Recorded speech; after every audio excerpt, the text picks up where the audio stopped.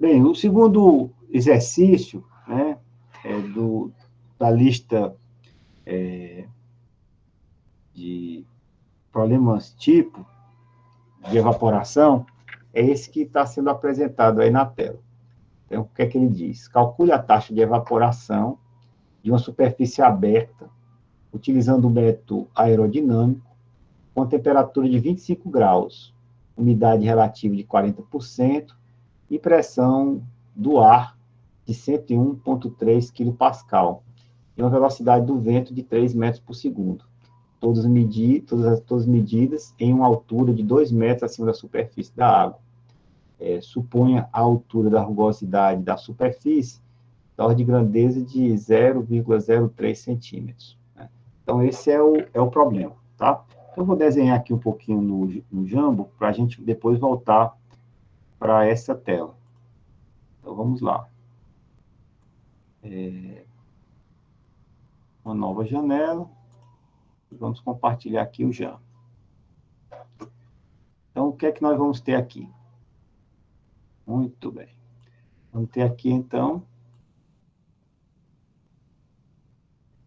uma superfície líquida, tá azulzinho aqui, superfície líquida, superfície de água. Estou desenhando até com uma certa rugosidade, né? Então, a gente vai ter aqui uma superfície de água. Nessa superfície aqui, a gente vai ter a existência aqui de um perfil de velocidade do vento. Normalmente, esse perfil de velocidade do vento, ele é um perfil vai ser um perfil aqui, muitas vezes, que a gente vai chamar aqui de um perfil logaritmo de velocidade, certo? Vai ter aqui um perfil logaritmo de velocidade, né? Velocidades aqui próximas à superfície, e elas vão crescendo até chegar aqui um ponto onde vai ter um escoamento do tipo potencial, talvez, mais lá em cima. Mas aqui próximo a gente chama de camada limite, tá certo? Da superfície, a gente vai ter aqui a ocorrência desse perfil, que é um perfil logarítmico. Então, a gente, por conta disso, é que a gente tem que especificar qual é a altura de medição. Então, nesse caso aqui, aqui no nosso problema, ele diz que está fazendo uma medida em torno de 2 metros de altura, que é uma medida, normalmente, no nível que se mede aí as estações meteorológicas, né? É a altura que ela mede aqui, a velocidade do vento é nessa altura. Beleza? Então, a gente sabe aqui qual vai ser a pressão aqui próximo a essa superfície, etc. Então, de fato, o que a gente termina utilizando aqui, certo? Vai ser um conceito, né? Que a gente vai estimar muitas vezes que nessa lógica aerodinâmica, que a evaporação ela vai ser proporcional, tá certo? A uma constante, que eu vou chamar aqui de B mesmo, como ele está chamando lá, que multiplica o déficit atmosférico, que é o déficit que a gente chama de umidade da atmosfera. É a pressão parcial de vapor de saturação menos a pressão parcial de vapor atual. Muito bem. Então, essa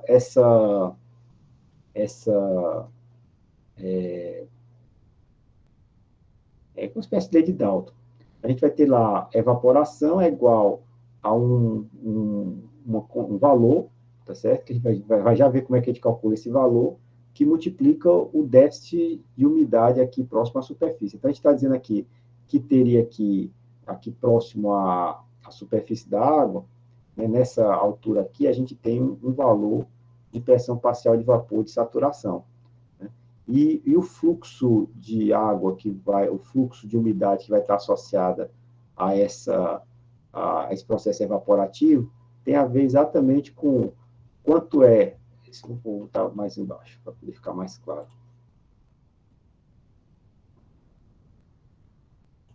Não, tá bom aqui, vamos deixar aqui. Então. Talvez eu possa explicar dessa maneira. Qual é SE? E a gente vai pode imaginar que muito próximo aqui à superfície, a gente vai ter aqui uma subcamada que vai estar saturada. Então, esse déficit aqui de umidade, vou explicar dessa maneira.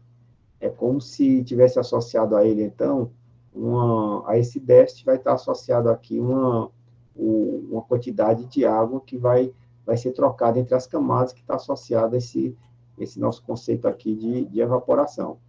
E que então, esse déficit é importante, né? E esse déficit é importante, mas vão ter outros fatores aqui que vão influenciar. Outros fatores aerodinâmicos vão influenciar esse processo. Quem são esses fatores aerodinâmicos que vão influenciar esse processo?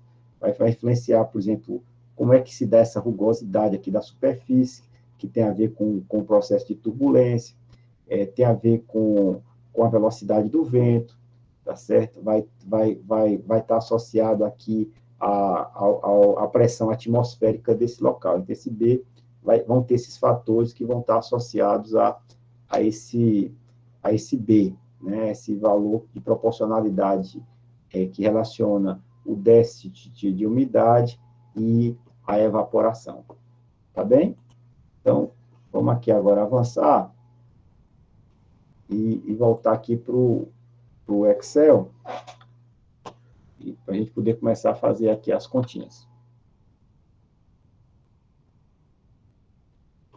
Então, vamos sair daqui.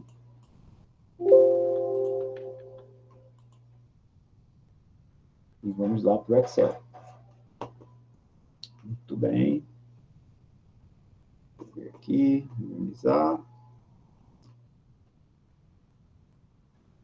Então, vamos voltar lá para o Excel.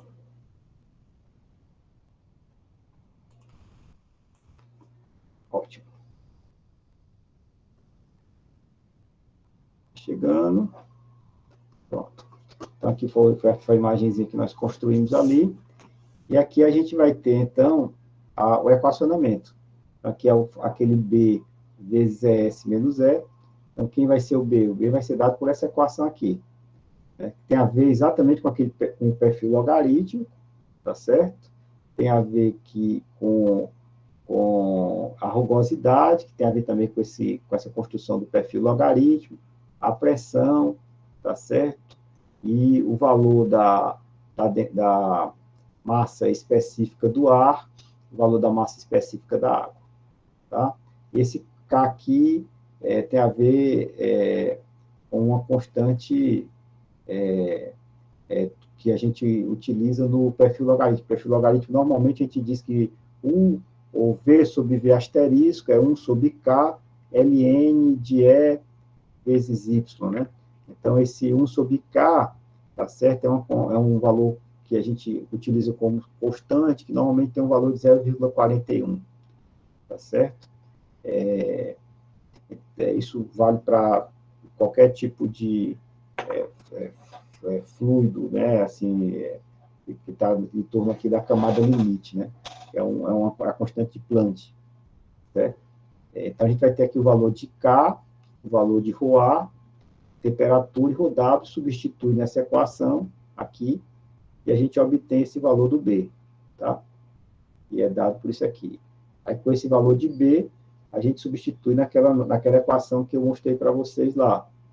É A igual a B, a pressão parcial de vapor de saturação, vezes o ES. Aí, com isso, a gente tem que a pressão parcial de vapor de saturação, a gente utiliza aquela velha equação, ES igual a 611 exponencial, que você já viu, de 17, tararã, vezes T, dividido, que a gente já conversou bastante na parte de meteorologia, então a gente consegue, com isso, calcular o valor da pressão parcial de vapor de saturação. Sabendo a umidade relativa do ar, dado o problema de 40%, sabendo a pressão parcial de vapor de saturação, a gente tem aqui a pressão parcial de vapor do ar, né? E aí, com isso, a gente tem a pressão parcial de vapor de saturação, menos a pressão parcial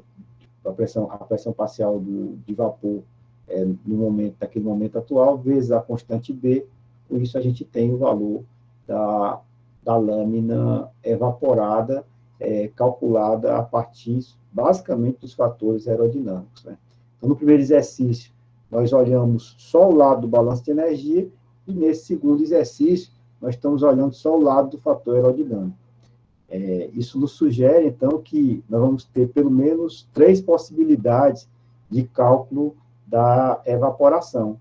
né? Um usando critérios de radiação, quando ela é o fator limitante, outro usando o balanço de momento, né, e transporte de massa a partir dessa equação aerodinâmica, e a gente já pode começar a pensar numa equação combinada, né, que junte os fatores aerodinâmicos com os fatores ligados ao balanço de radiação e forme uma única equação. Essa é que deu origem à equação de Pena e depois a equação de Pena-Montiff. Nós vamos também ver na aula de hoje ou na aula subsequente, né, como é que a gente calcula o processo de evaporação pelas equações combinadas, como a equação de Pena-Montiff, tá bom?